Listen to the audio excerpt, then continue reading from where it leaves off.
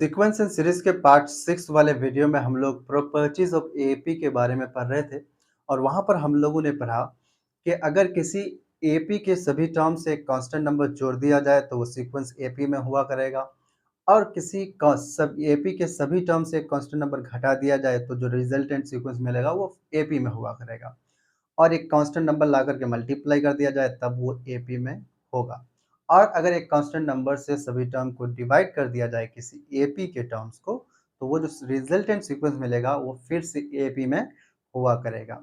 तो ये हम लोग पढ़े थे मतलब क्या कि a1 a2 a3 dot dot dot up to n अगर एपी में हुआ तो ये कांस्टेंट नंबर के ला करके सभी टर्म से जोड़ देंगे तो a1 प्लस के मिलेगा, फिर दूसरा टर्म a2 प्लस के मिलेगा, तीसरा टर्म a3 प्लस के मिलेगा और ये जो सीक्वेंस बनेगा ये एपी में होगा।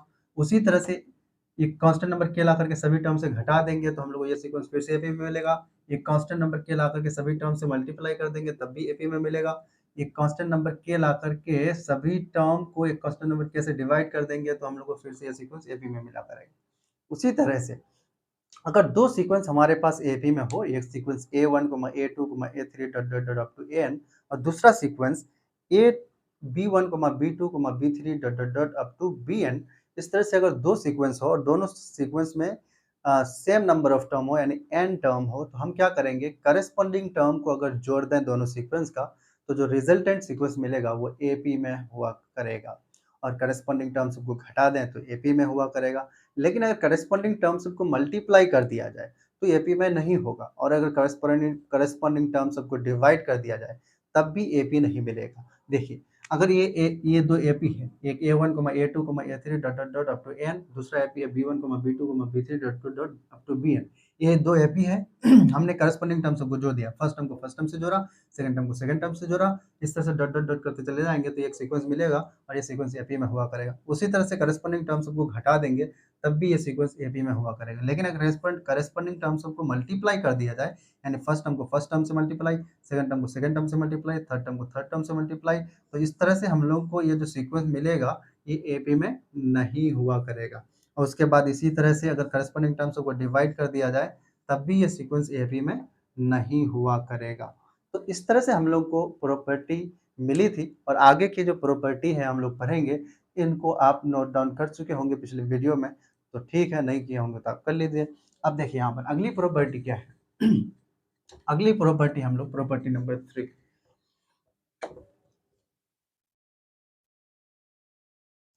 तो प्रॉपर्टी नंबर 3 की अगर हम बात करें तो नेक्स्ट प्रॉपर्टी हमारे पास ये है कि अगर किसी सीक्वेंस का general term A N plus B हो जाए। हमारे पास कोई एक सीक्वेंस है जिसका जनरल टर्म क्या है ए एन प्लस बी है। जनरल टर्म का मतलब nth टर्म जिसको हम लोग टी एन से डिनोट करते हैं। तो अगर ए एन प्लस बी हो जाए यानी एक लीनियर एक्सप्रेशन हो जाए एन में तो यहाँ पर हम लोग क्या जानने की कोशिश करेंगे कि वो सीक्वेंस जो है एपी में होगा या नहीं होगा। तो आइए हम लोग जानने की कोशिश करते हैं। तो यहाँ से देखिए तो टी एन माइनस वन कितना हो जाएगा, टी एन माइनस वन हो जाएगा ए इंटू एन माइनस वन और ये प्लस बी हो जाएगा। आप अगर यहाँ से डिफरेंस जानने की कोशिश करें यानी टी एन से अगर आप टी एन माइनस वन घटा देंगे, देखो किसी सीक्वेंस में पहले टी एन माइनस वन आएगा उसके बाद टी एन आएगा, तो टी एन से अगर टी एन माइनस वन घटा देंगे तो आपको क्या मिलेगा, डिफरेंस मिलेगा। और ये डिफरेंस कितना मिलेगा घटा करके देख लो तो ये हो जाएगा ए एन प्लस बी, ये होगा टी एन और minus T N minus one मतलब ए, और ये हो जाएगा आपको टी एन माइनस वन कितना निकलेगा A N minus A plus B. तो आपको यहाँ से क्या मिल रहा है, तो ए एन कैंसिल होते हुए दिख रहा है, बी भी कैंसिल होते हुए दिख रहा है, तो आपको सिर्फ ए बचेगा। क्या पता चला कि कोम यानी किसी भी टर्म को उसके जस्ट पहले वाले टर्म्स को से घटा देंगे यानी किसी भी टर्म से उसके जस्ट पहले वाले टर्म को अगर हम घटा दें तो हम लोग को जो डिफरेंस मिलेगा वो डिफरेंस क्या मिलेगा, ए मिलेगा। और ये डिफरेंस क्या है, ए क्या है, इंडिपेंडेंट ऑफ एन है यानी एन के बदलने से ए नहीं मतलब ये डिफरेंस नहीं बदल रहा है। तो अगर एन के बदलने से डिफरेंस नहीं बदलता है तो इस टाइप के सीक्वेंस को हम लोग क्या बोलते हैं, एपी बोलते हैं। तो इसीलिए अगर किसी सीक्वेंस का जनरल टर्म वो क्या हो जाए ए एन प्लस बी हो जाएगा यानी एक लीनियर एक्सप्रेशन हो जाएगा एन में, तो वो सीक्वेंस किस में होगा, एपी में हुआ करेगा जिसका कॉमन डिफरेंस कितना होगा, ए होगा। तो ये हम लोग को पता चल रहा है। इस बात को हम लोग क्या करेंगे, नोट डाउन करके लिख लेंगे तो ये प्रॉपर्टी हो जाएगी एपी की। तो हम कहेंगे देखिए बोला कि इफ टी एन बराबर ए एन प्लस बी यानी एक लीनियर एक्सप्रेशन एन में, तो बोला कि then the sequence sequence will be an AP with common difference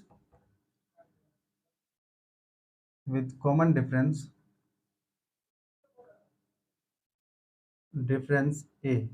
यानी किसी सीक्वेंस का अगर जनरल टर्म क्या हो जाए, लीनियर एक्सप्रेशन हो जाए एन में, जैसे ए एन प्लस बी, तो बोल रहा है कि वो सीक्वेंस किस में होगा, एपी में होगा, जिसका कॉमन डिफरेंस ए होगा। बहुत ही सिंपल सी बात है।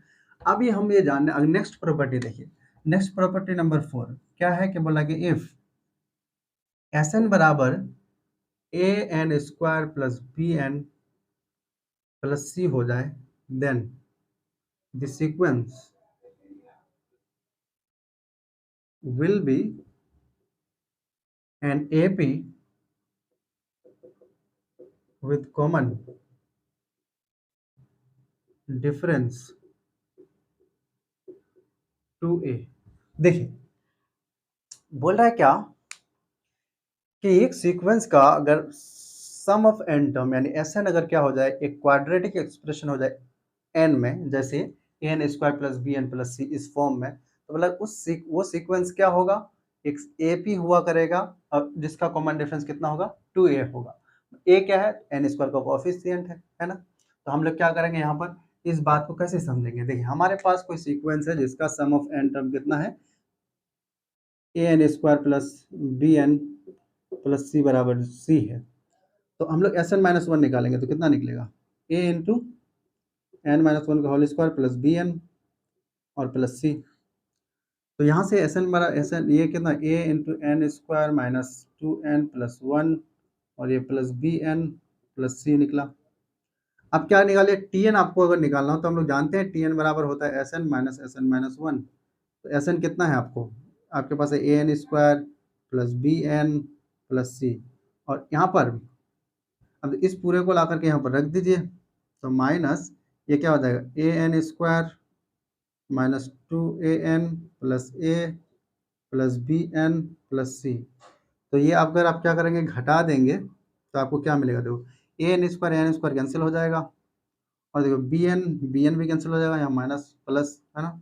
और उसके बाद यहाँ पर आपको कुछ दिख रहा है, यहाँ सी भी क्या प्लस माइनस कैंसिल हो जाएगा, सिर्फ क्या बचेगा, माइनस माइनस प्लस, ये हो जाएगा आपको।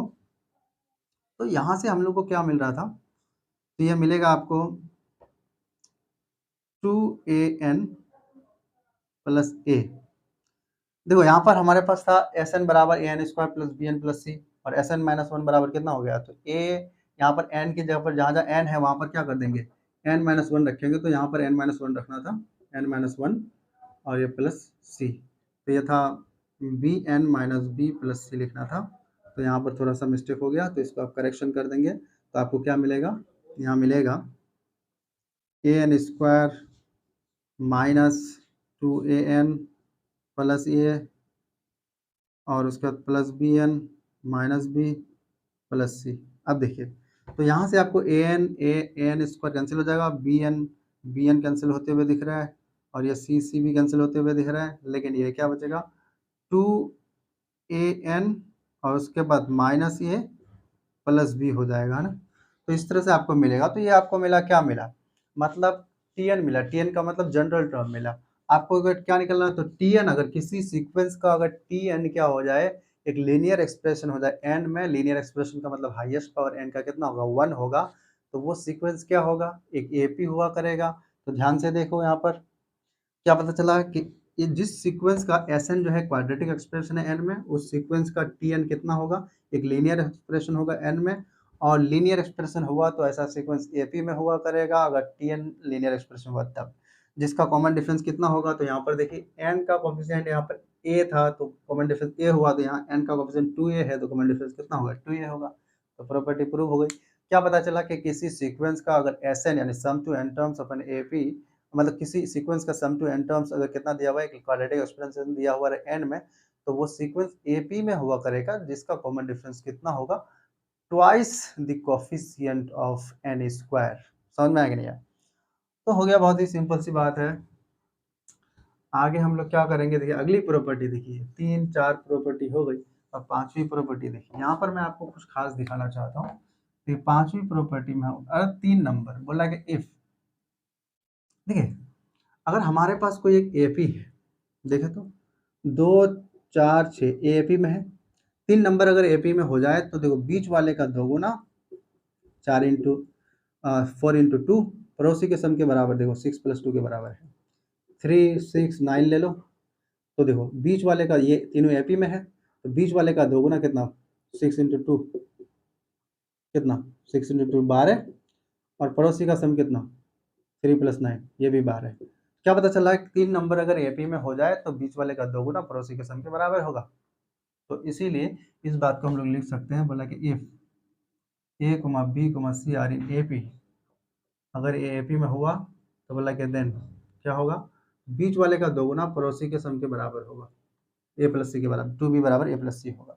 और आगे प्रॉपर्टी देखिए, आगे एक प्रॉपर्टी है कि हमारे पास अगर कोई एपी है, जैसे देखो 2 4 6 8 10 12 14, अगर कोई एपी है तो आप क्या कीजिए, देखो शुरू से फर्स्ट टर्म लीजिए, आखिर से फर्स्ट टर्म लीजिए, दोनों को जोड़ दीजिए।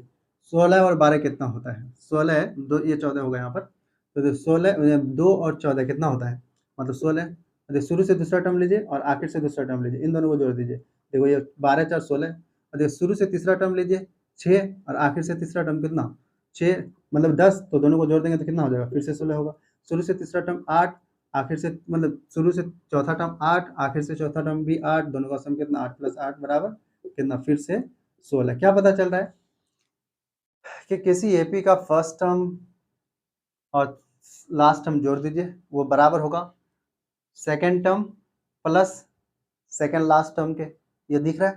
तो इसी तरह से हम लोग क्या करेंगे, इस प्रॉपर्टी को नोट डाउन करेंगे। देखिए क्या बोलेंगे प्रॉपर्टी को, प्रॉपर्टी 6 का नंबर 1 देखिए, बोला कि 6 का देखो, बोला कि इफ, क्या इफ, बोले A1 A2 A3 and dot dot dot, कहीं पर AR भी आ सकता है, उसके बाद dot dot dot AN-1 2 AN-1 AN, अगर ये किस में हो गया R इन AP, अगर ये AP में हुआ तब बोल रहा है कि क्या, तब बोलेगा देन नंबर 1, देखो शुरू से पहला टर्म A1, आखिर से पहला टर्म AN, ये बरा इन दोनों का सम बराबर होगा, शुरू से दूसरा टर्म A2, आखिर से दूसरा टर्म कितना AN-1, ये बराबर होगा शुरू से तीसरा टर्म A3 और आखिर से तीसरा टर्म AN-2, ये बराबर होगा डॉट डॉट डॉट, इस तरह से अभी हम लोग देख रहे थे यहाँ पर।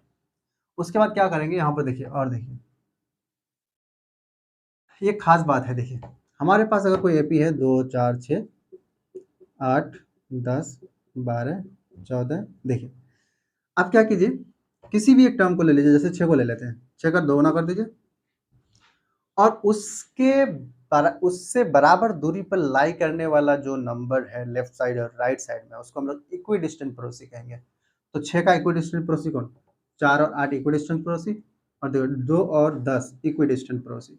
ध्यान से देखिए, तो किसी भी दो नंबर का अगर दोगुना कर लेते हैं, जैसे 6 का दोगुना कर दिया कितना होगा 6 दूनी 6 दूनी 12, और देखो उसका इक्विडिस्टेंट पड़ोसी कौन है, 4 और 8 बराबर दूरी पर लाई करने वाला पड़ोसी है, तो दोनों को जोड़ दो, 12 और 8 और 4 कितना 12, और देखियो फिर बराबर दूरी पर लाई करने वाला पड़ोसी कौन है, 2 और 10, जितना दूर 10 है उतना ही दूर क्या है 2 है 6 से, तो इन दोनों को इक्विडिस्टेंस पड़ोसी कहेंगे। जब इन दोनों को जोड़ेंगे तो 10 और 2 12 हो जाएगा। क्या पता चल रहा है, किसी एपी में किसी भी टर्म का दोगुना कर दीजिए, वो बराबर होगा इक्विडिस्टेंट पड़ोसी के सम के, यानी इक्विडिस्टेंट पड़ोसी का सम किसी टर्म का दोगुना के बराबर होगा। सही है ना। तो इस बात को हम लोग कैसे लिखेंगे, देखिए समझ में आया कि नहीं आया, नहीं समझ में आया तो एक बार और समझ लीजिए। देखिए अगर यहाँ पर कोई एक टर्म होगा AR, तो हम उसका दोगुना कर देंगे 2AR हो जाएगा। अब AR से राइट साइड में अब कोई AP है, जहाँ पर AR कोई टर्म है, तो उसके राइट साइड में अगर हम फिर लेफ्ट साइड में कोई टर्म लेंगे, तो AR से एक टर्म इधर कोई ऐसा होगा AR - P, और उतनी ही दूरी पर इधर एक कोई टर्म होगा AR + P। क्या होगा, तो इसका हम दो गुना करेंगे, यानी AR का दो गुना करेंगे तो क्या होगा, बराबर होगा इक्विडिस्टेंट पड़ोसी के सम के बराबर होगा। यानी ये दोनों क्या होगा, इक्विडिस्टेंट पड़ोसी होगा AR का, क्योंकि दोनों बराबर दूरी पर लाई कर रहा है AR से, तो इन दोनों के सम के बराबर होगा। तो हम क्या करेंगे, AR बराबर होगा AR - P + AR + P। ठीक है, समझ में आएगा नहीं। तो ये हमारे पास एपी की प्रॉपर्टीज़ थी, जिसको हमने अभी पढ़ा। अब इससे रिलेटेड क्वेश्चन जो है हम लोग बना सकते हैं, लेकिन वीडियो लंबा हो जाएगा इसलिए मैं नहीं बनाऊँगा। अगले वीडियो में सिर्फ प्रॉपर्टीज़ ऑफ एपी से रिलेटेड ही क्वेश्चन बनेगा, इसलिए आप इस वीडियो को देख कर के घबराइए नहीं। अगले वीडियो में आइए और अगले वीडियो में क्वेश्चन को ज़रूर देखिए, ताकि आपको पता चल जाए कि इन प्रॉपर्टीज़ का हम क्या यूज़ कर सकते हैं, क्या एप्लीकेशन कर सकते हैं। Are you getting my point? So that's all. Thank you very much.